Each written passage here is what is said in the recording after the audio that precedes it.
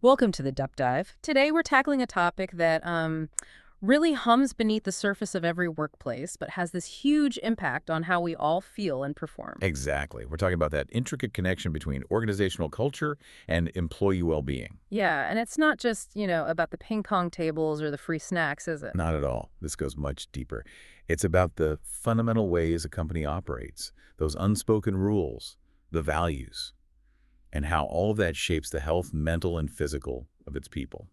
And for this deep dive, we've really dug into quite a range of sources. Yeah. We wanted to pull out the core insights, the things that really matter for you, the listener, to understand this crucial link. Right. Our goal today is to show how organizational culture isn't just some abstract HR concept. It's a genuine strategic imperative for any modern company. And it directly influences so many aspects of how employees either thrive or maybe just survive. Precisely. Okay, so let's start at the beginning then.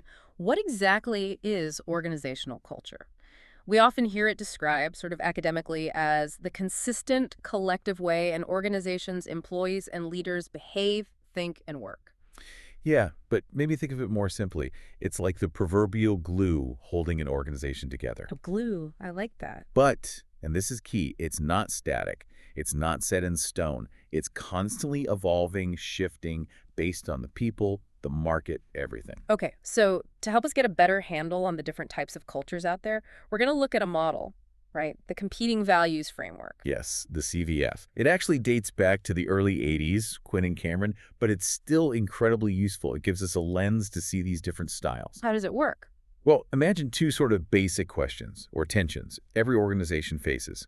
First, do you prioritize flexibility, being adaptable, quick on your feet like a startup? Or do you lean towards stability, control, more like a traditional institution? Okay, so flexibility versus control, that's one axis. Exactly. And the second is about focus. Is the main energy directed internally building strong teams, a cohesive culture, or is it focused externally, beating competitors, making a big market impact? Internal versus external focus, got it. And those two dimensions, those two axes, basically map out four main cultural territories or archetypes. Right, and the first one you mentioned is the clan culture. What's the vibe there? Clan cultures, they sit in that internal focus, high flexibility quadrant. So picture a place that's very people-oriented, uh, friendly, collaborative. Like a family feel, almost. Exactly. There's often a big emphasis on employee development, mentorship. Teamwork and shared values are huge. High engagement is common. So the strengths seem pretty obvious. High engagement probably translates to, what, better customer service, maybe? Absolutely. When people feel connected and valued, that often shines through. But there's a flip side. Wow. Well, maintaining that super tight-knit family feel gets harder as you grow. Decision-making can sometimes slow down because everyone's trying to get consensus. Right, the focus might get a bit blurry. Potentially. So if you're aiming for that harmony, you need to be mindful of those potential bottlenecks. Maybe empower smaller teams to keep things agile. And for well-being in a clan culture, it sounds mostly positive, right? That sense of belonging, support. Generally, yes. Strong support networks are great. But that pressure for consensus can be stressful for some. And sometimes those work-life boundaries can get a bit, fuzzy when work feels so much like family. Okay, that makes sense. Moving on then, adhocracy culture. The name itself sounds energetic. It really is. This one's all about external focus and high flexibility. Think dynamic, entrepreneurial, innovative. Risk-taking is encouraged. Definitely. New ideas are championed. Challenging the status quo is the norm. Think about those early days of companies like Apple or Google. Very fast-paced. So this is where you'd expect to see a lot of the groundbreaking stuff happening. Culture's built for rapid change. Precisely. But the trade-off. All that energy can sometimes mean a lack of clear structure. Strategies might shift quickly, maybe inconsistently. And that might be hard to sustain as a company gets bigger. Exactly. It becomes less feasible. You need to balance that innovation drive with just enough structure to avoid chaos. Yeah. Clear communication becomes even more vital. And well-being here sounds like a real mixed bag. It is. On the plus side, you've got autonomy, lots of creative freedom, excitement that can be really motivating, but the constant pressure to innovate, the instability, the uncertainty, it can lead to burnout. Always being on, always adapting takes a toll. Okay. Then we have the market culture. That sounds very bottom line focus. You've nailed it. This is external focus meets control. It's all about results, competition, financial success, market share, customer satisfaction. Market dominance is the goal. Right. And individual contributions to hitting those targets are paramount. They often push for really rapid product-to-market cycles. The big win here seems obvious. Driving financial performance, business longevity. For sure. But when we think about well-being, Mm-hmm. this is often where the challenges really ramp up. Yes. These cultures can be prone to employee burnout. There's intense pressure to perform, meet targets. The focus is often more on those external results than on the internal employee experience. So it's high pressure. Very high pressure. So while a results focus is obviously important, organizations need to remember that long-term success depends on their people. Without support systems, that pressure cooker environment just isn't sustainable. So yeah, maybe high rewards for some top performers, a sense of achievement, but for many, it sounds like the negatives could really pile up. High stress, poor work-life balance, maybe a fear of failure. Absolutely. Burnout is a significant risk in these environments. Okay, last one. The hierarchy culture. Sounds more traditional, structured. Definitely. This is internal focus combined with stability and control. Think process-oriented. Clear structures, clear management lines. Risk management is probably big here. Huge. Well-defined duties, streamlined operations, efficiency. It's all about predictability and control. Strengths seem clear. Stability, efficiency, managing risk effectively. Exactly. Things are generally very clearly laid out. But what about the impact on well-being? Seems like another mixed bag. It is. That clarity and predictability can actually be good for well-being. It reduces stress from ambiguity. That's a fair point. But the potential downsides are significant too. Lack of autonomy, not much room for creativity if it becomes too rigid, too bureaucratic. People can check out, disengage. Precisely. So the trick is to leverage that stability, but still find ways to give employees some input, some autonomy within their roles to keep them engaged. It's interesting, though, that you said most companies aren't purely one type. They're usually a blend. That's a really crucial point, yeah. Most are a mix, usually with one dominant style setting the overall tone. And because these different values, flexibility versus control, internal versus external, can pull in different directions. Right. There are inherent tensions. And that means no single cultural type is automatically the best for employee well-being. Each one has its own potential pluses and minuses. And company culture isn't fixed, right? It changes. Absolutely. Culture is alive. It evolves. Sometimes it's deliberate through big transformation projects. Other times it just happens organically as the company grows, the market shifts, new people come in. And that evolution directly impacts well-being. Massively. If a company even consciously guiding that cultural shift, it can end up misaligned. The culture might not support the strategy anymore, or worse, it starts actively harming employee well-being. Like that startup example you mentioned earlier, thriving on adhocracy but then struggling as it scales. Exactly. If they don't intentionally build in more structure, that initial flexible culture can become chaotic and lead to burnout. Unmanaged cultural drift can really erode well-being, often unintentionally. Okay, so we've got a good grip on organizational culture, the different styles. Now let's pivot slightly and really define what we mean by employee well-being.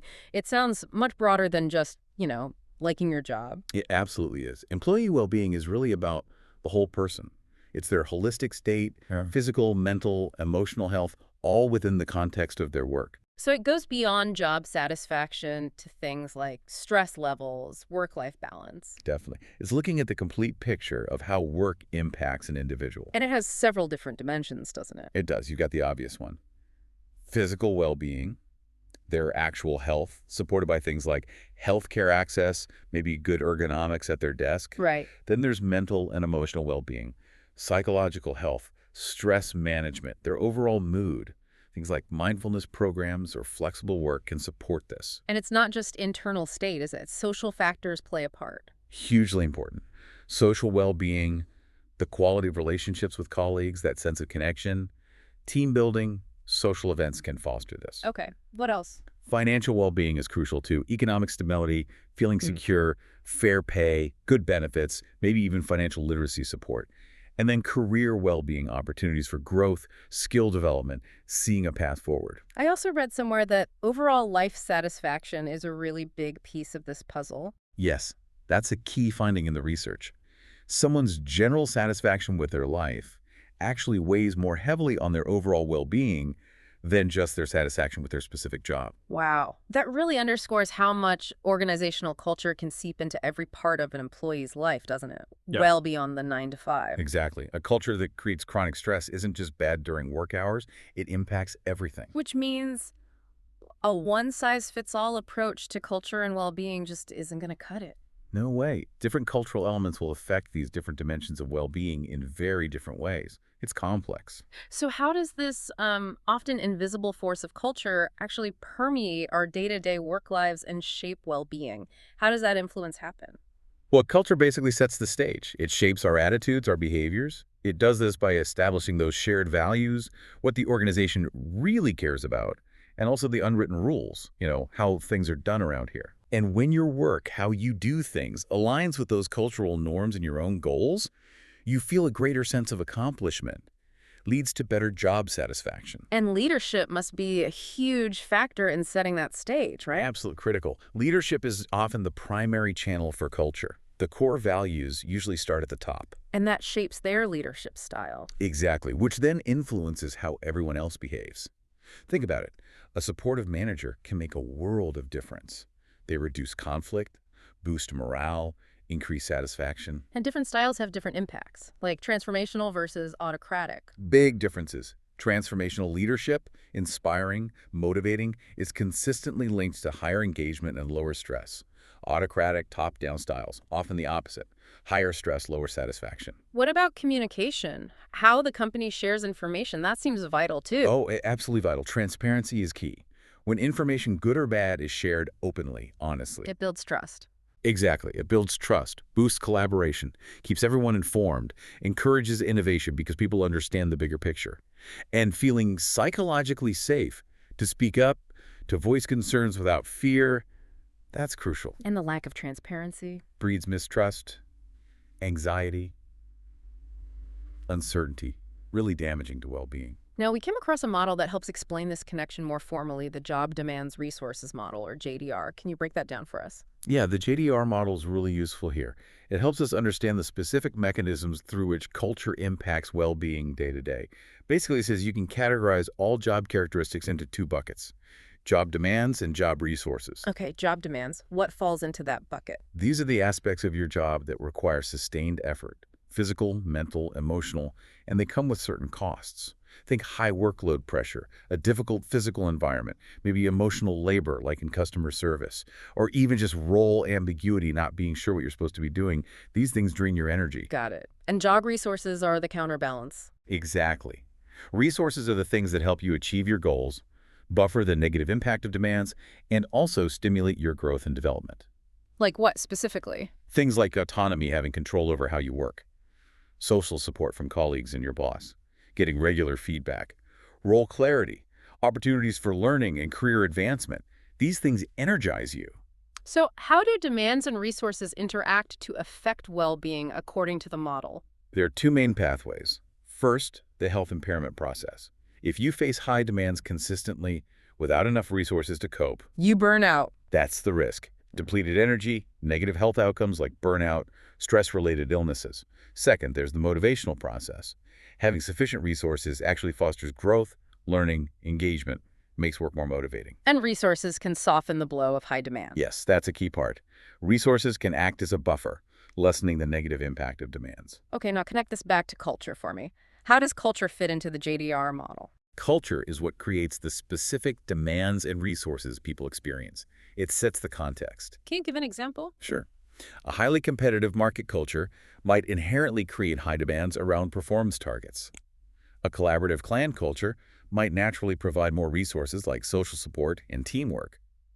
The culture shapes the terrain of demands and resources. And leadership plays into this too, obviously. Directly. Leadership style, which is shaped by and also shapes a culture, heavily influences both the demands placed on people and the resources made available to them. And you mentioned psychological safety earlier. Yes, and that's crucial here too. Yeah. A positive psychosocial safety climate, which is a cornerstone of a healthy culture where people feel safe to speak up and be themselves, directly influences the levels of both demands and resources. It's foundational. So it really seems like improving well-being isn't just about individual programs, it's about tackling the cultural roots of demands and resources. Precisely.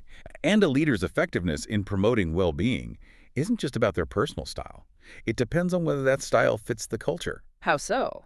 Well, imagine a really supportive manager stuck in a rigid, bureaucratic hierarchy culture. Their ability to provide resources like autonomy might be severely limited by the system. Sometimes you need systemic cultural change to really empower leaders to support well-being Well, effectively. let's shift gears a bit. Paint a picture for us. What does a truly positive, nurturing organizational culture actually look like? What are the key ingredients? Right. You'd see supportive leadership, genuinely caring leaders, open, transparent communication, people feel informed. Shared values. Definitely. Clearly defined, widely shared values that people actually believe in. This builds trust, mutual respect, and critically, psychological safety. Where people feel safe to speak up, take risks, even admit mistakes. Exactly. Without fear of blame or punishment. You'd also see a real commitment to inclusivity, belonging, emphasis on growth, development, regular meaningful recognition, and alignment. People see how their work connects to the bigger picture. And the impact on well-being must be huge in those places. Oh, absolutely. You typically see much higher job satisfaction, engagement, motivation. People feel they belong, they have purpose, they're valued. Recognition is a massive catalyst here. And there's research backing this up, right? Happy employees are more productive. Loads of it. One Warwick study found happy employees are about 12% more productive. And highly engaged companies. Some studies show they can outperform competitors by a huge margin, like 147% in earnings per share. It's significant. And it's not just about feeling good and being productive. It affects health, too. For sure. Positive cultures usually mean lower stress, less burnout. Why? Because of that support, the work-life balance focus, the psychological safety. When well-being is truly embedded culturally, you see improvements in physical and mental health over time. It really sounds like a win-win. Good for employees, good for the company. What are the broader organizational benefits? They're substantial. We mentioned increased productivity. You also get more innovation and creativity. Because people feel safe to take risks, share ideas. Exactly. PwC found innovative cultures are 3.5 times more likely to outperform on revenue growth. Then there's retention. People stay where they feel valued. And turnover is expensive. Hugely expensive. SHRM has estimates on replacement costs. And studies show employees in good cultures are way more likely to stay, maybe 4 times more likely. Only about 15% might look elsewhere, compared to over half in poor cultures. Wow. What else? Better customer satisfaction is a big one. Happy employees often lead to happy customers. Stronger brand reputation follows. And ultimately, higher profitability. You mentioned some stats earlier. Deloitte, McKinsey. Yeah, Deloitte linked high engagement to 21% higher profitability. McKinsey found strong cultures correlate with 30% higher employee satisfaction. An older Watson-Wyatt study even found culturally aligned firms return 286% more shareholder value. It really does pay off. It sounds like a virtuous cycle. Positive culture, better well-being drives organizational success, which reinforces the positive culture. That's exactly it. And underpinning so much of this, again, is that psychological safety. It's a bedrock for innovation, for honest communication. Without it, the whole system weakens. Okay, now let's look at the other side of the coin. What happens in toxic or just fundamentally misaligned cultures? What does that look like? Toxic cultures are unfortunately quite recognizable. You see pervasive negativity, maybe harassment, bullying, people being excluded. Leadership style plays a role. Often narcissistic or overly aggressive leadership. You might see excessive workloads, constant pressure, poor work-life boundaries, maybe even fear-based management. Lack of transparency, lack of support are common themes. And misaligned is slightly different, right? Not always overtly toxic. Correct.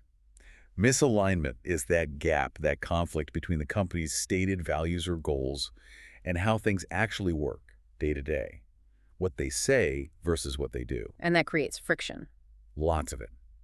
Resistance, dysfunction, a breakdown of trust in leadership. Accountability suffers. And the impact on well-being in these environments, pretty devastating, I imagine. It really is. Heightened stress, burnout, anxiety, depression.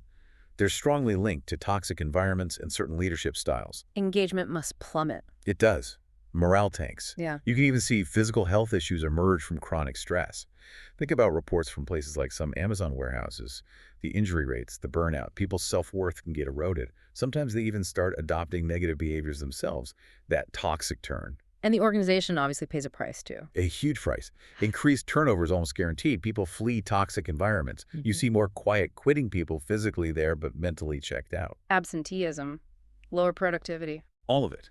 Workplace incivility alone drags down performance. And the financial costs are staggering. U.S. turnover costs are estimated in the hundreds of billions annually.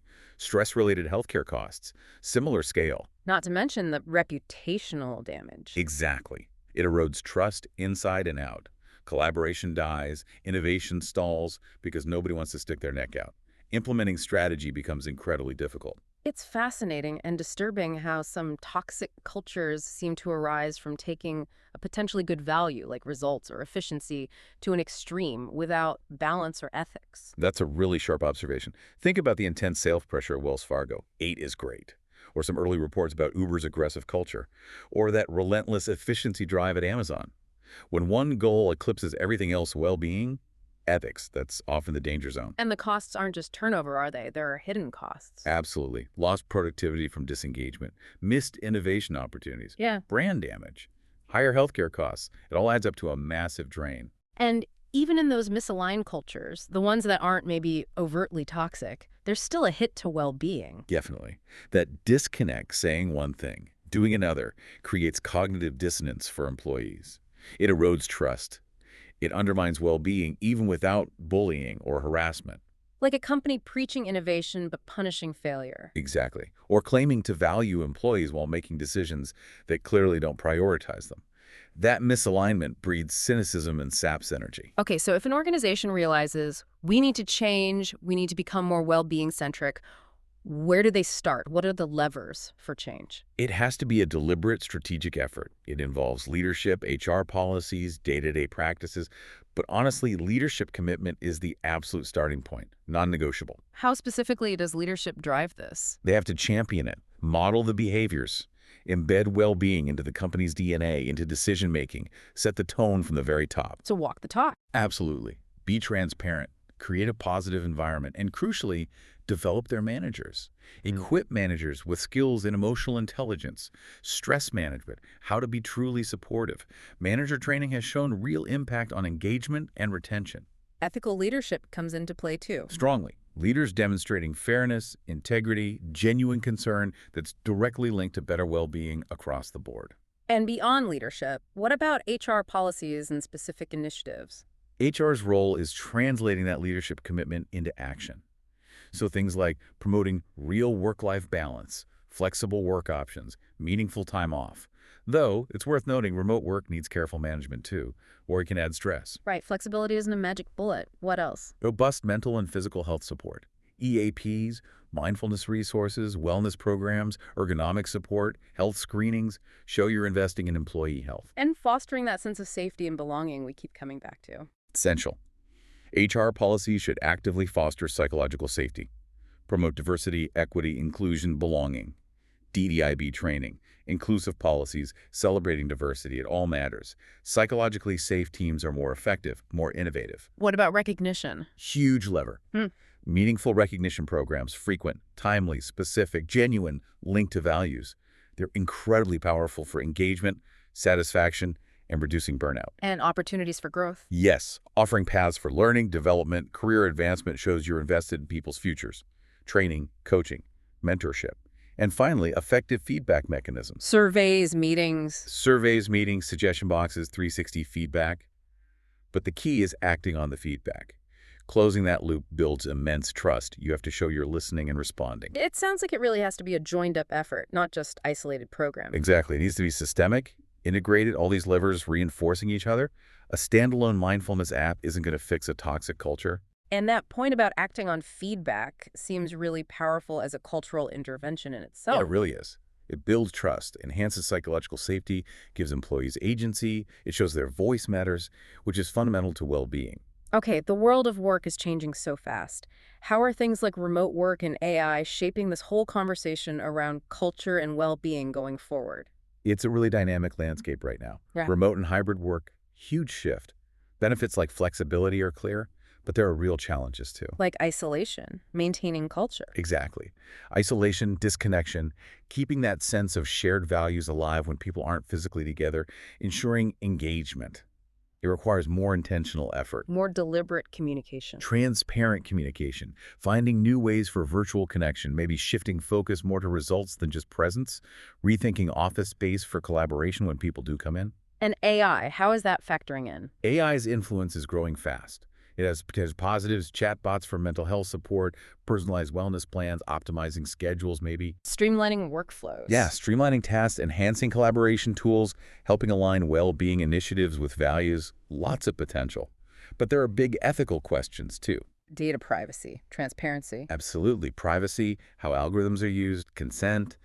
It's complex. Yeah. Leaders need what some are calling well-being intelligence to navigate this, and we need to redefine presence and connection for a digital world. What about the people entering the workforce now? Millennials, Gen Z, their expectations are different, aren't they? Very different. They place a huge premium on mental health support, D&I, flexibility, psychological safety, purpose-driven work. These aren't just nice to haves for them. Often they're baseline expectations. Companies that don't adapt their cultures will struggle to attract and keep this talent. And you see this interesting convergence demands for personalized well-being, meeting the capabilities of AI, which creates both opportunity and those ethical challenges around privacy versus personalization. We're also hearing more about purpose-driven cultures. Yes, a growing trend. Employees increasingly want to work for organizations aligned with their values, making a positive societal or environmental impact, meaning beyond just the paycheck. Connecting their work to a bigger purpose. Exactly. That connection really boosts engagement and well-being. Any other emerging trends we should watch? Several things. Well-being, moving from a benefit to a core business strategy. More focus on tackling loneliness, enhancing social connection, even remotely. Evolving approaches to things like substance use, supporting healthy choices. What about rest and recovery? Big emphasis there. Encouraging downtime, rest, shorter work weeks, the right to disconnect. Focus on brain health, cognitive well-being. Resilience is growing too. And fundamentally, protecting people from harm, physical and psychological safety, rest, mental health support that's being seen as foundational. It almost sounds like a potential shift towards defining success more broadly than just profit. I think that's definitely part of the conversation, incorporating measures of human flourishing, societal impact alongside financial metrics. So wrapping this all up, it really comes back to that core idea. Organizational culture and employee well-being are just deeply, deeply intertwined. Absolutely. They're symbiotic. A positive culture isn't just nice.